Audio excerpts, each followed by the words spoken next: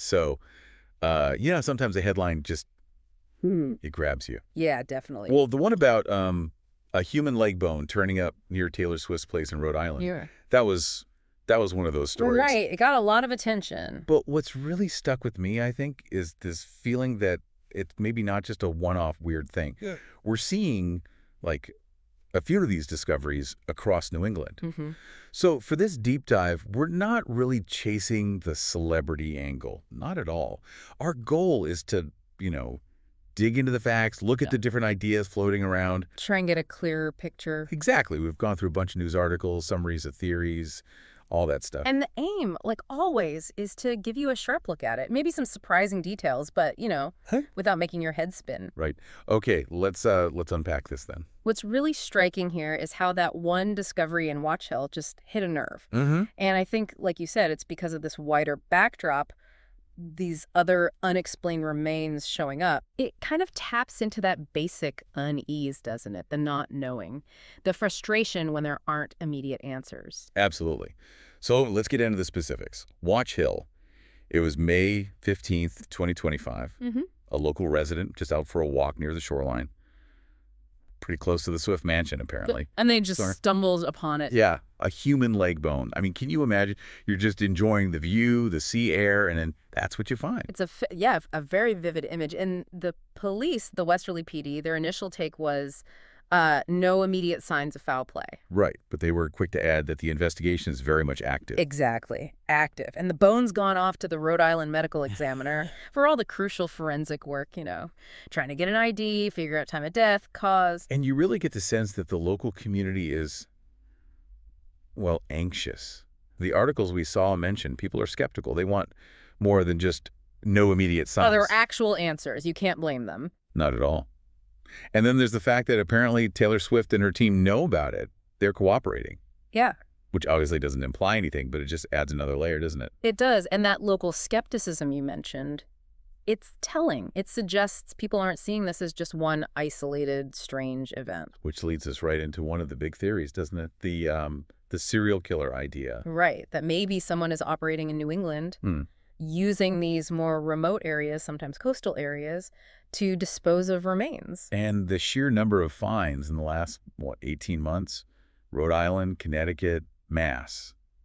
It kind of fuels that worry. It definitely does. And the fact that some victims are unidentified, that makes finding a pattern incredibly difficult for investigators. You can't connect dots if you don't know who the dots are. Precisely. Big hurdle. And the location of the leg bone itself, near a busy-ish area, but a long coastline is hard to watch constantly, right? Yeah. So it could fit a scenario where someone wants to get rid of remains without being easily seen.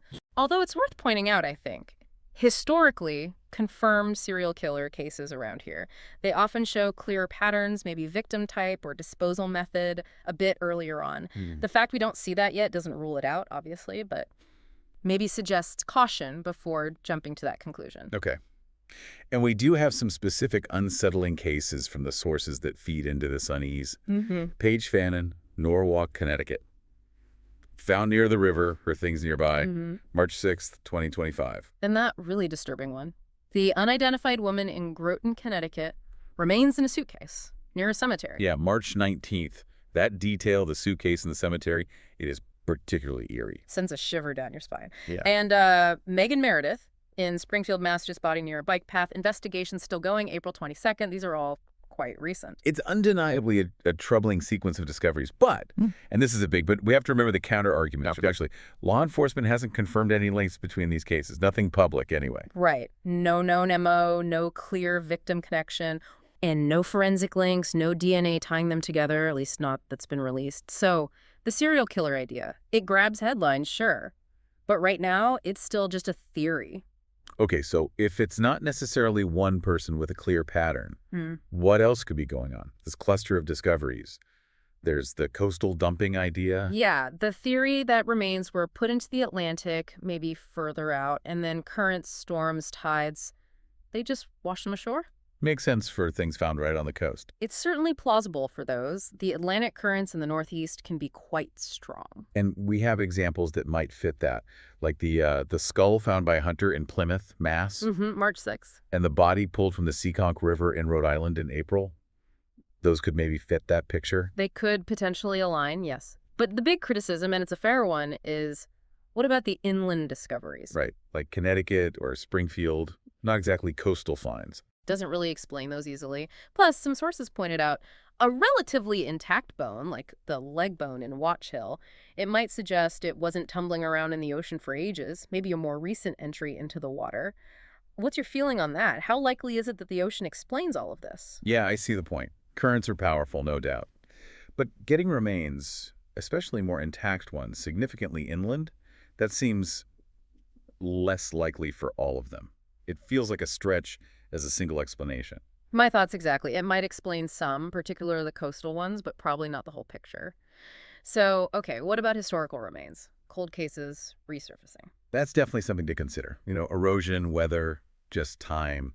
It can uncover things that have been hidden for years. And we do have examples that fit nicely into that category. Denise Leary, New Haven, missing since September 24, remains found March 25. Right. And Mikkel Romano in Foster, Rhode Island, missing 8 months, body found in March 25, too.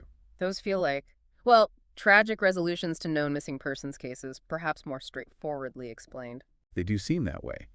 But the counterpoint, and it feels significant, is just the timing, the clustering of all these finds. Is it just coincidence that so many are turning up across different states in such a relatively short window?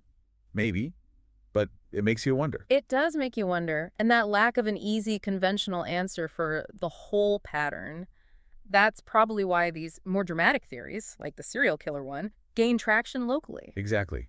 When the simple explanations don't seem to cover it all. People look for something bigger, which leads us to the next theory. Definitely more. Well, fringe. The cult or ritual idea. Ah, yes. The kind of thing that bubbles up online when there's a mystery, right? The idea is some secret group is involved, leaving remains in symbolic spots. That's the gist. And that Groton case we mentioned, the suitcase near the cemetery, that seems to be a real focal point for this kind of speculation online. The location fuels it. You can see how a place like that would get people talking. Plus, you mentioned online chatter trying to link disappearances to these ideas. Right. But, and this is really important, there's a major lack of actual evidence. Crucial point. No credible reports, no symbols found, no ritual items. Nothing concrete at the scenes backs this up. It really seems to live mostly in online forums and conspiracy theories, not in verifiable facts. I got it. Very important distinction. Okay, so shifting back to maybe more mundane, though still tragic, possibilities. Yeah. What about just accidents? Yeah. Or natural causes? Yes, we shouldn't forget that. It's a good reminder not to leap to the most sinister conclusion every time. Some could simply be, falls, exposure, health emergencies where the person wasn't found right away. And there are cases that seem to fit that too. There are. The sources mention skeletal remains of a man in Killingly, Connecticut, found April 9th. Investigators said no apparent signs of foul play. Okay. And unidentified remains found in Framingham, Massachusetts, April 10th. Again, foul play not suspected initially. So those highlight that not every discovery equals a homicide. But, like we keep saying, the sheer number and the spread still leaves that kind of nagging question, doesn't it? Does it explain the whole pattern? Which brings us to probably the most critical point right now. Despite all these theories flying around, the authorities have not confirmed any connections, none, between any of these cases. That really is the bottom line currently. Yeah. Public speculation is one thing, but the official investigations are separate, ongoing.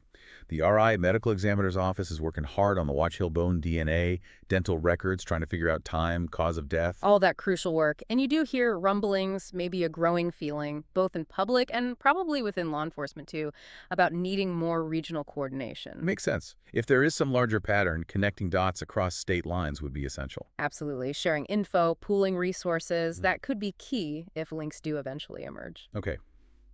So as we kind of start to wrap this up, what are the main things for people to keep in mind here? Well, first, that Watch Hill leg bone discovery. Definitely concerning, but it's part of this broader series of finds across New England. We've talked through the theories.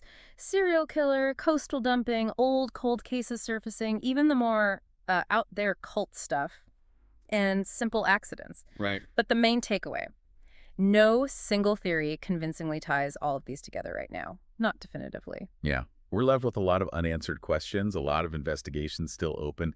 It feels unresolved. It is unresolved. And that lack of a clear story, that uncertainty, I think it tells us something about how challenging these cases are to investigate, and maybe something about us, too. How so? Well, consider this.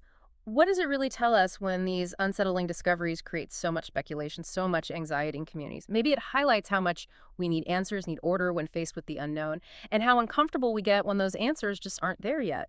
That's a really interesting thought. It might even be thought-provoking for you, listening, to maybe look into local missing persons databases yourself, or dig into news archives for these areas. See if any cases resonate more deeply. It often raises more questions, honestly, but it connects you to the complexity. A way to engage beyond the headlines. Exactly. And of course, we'll keep an eye on any new developments, but for now, the mystery continues.